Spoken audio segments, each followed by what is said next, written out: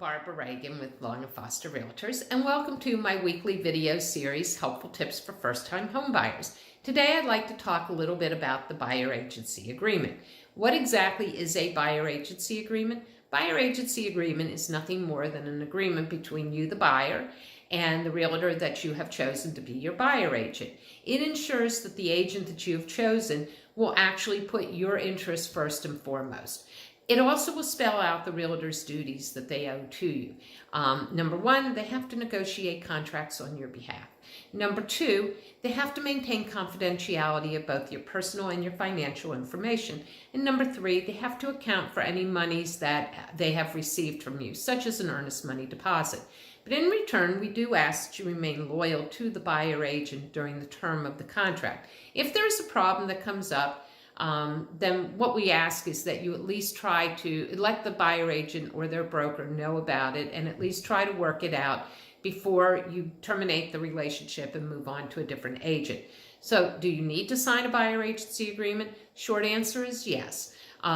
Virginia law changed in 2012, and basically now it requires that before there is any substantial discussion about a property or properties, that a buyer agency agreement must be signed between all licensees or realtors and their buyer clients. So what exactly is going to be in a buyer agency agreement?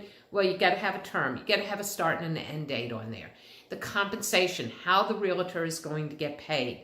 Is it through whatever is being offered in MLS? Is there a administrative fee that is being charged by the brokerage for that agent? What about if it's a for sale by owner? These things need to be spelled out in the buyer agency agreement.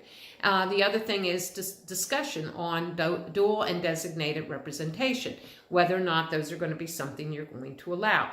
Dual agency would be the same agent is handling both the buyer and the seller on the same transaction. That's a dual agency situation.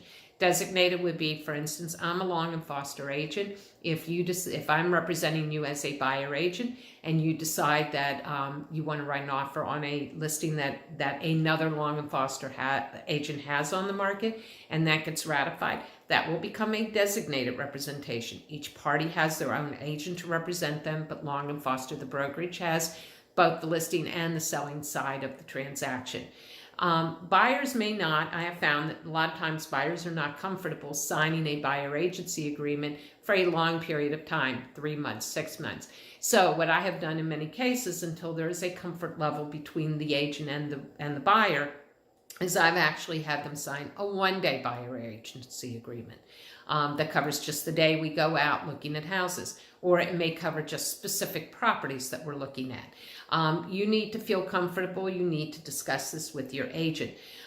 This is Barbara Reagan with Long and Foster Realtors. I hope you found this helpful, but if you have questions or you want to start the process, feel free to give me a call or email me. Have a great day.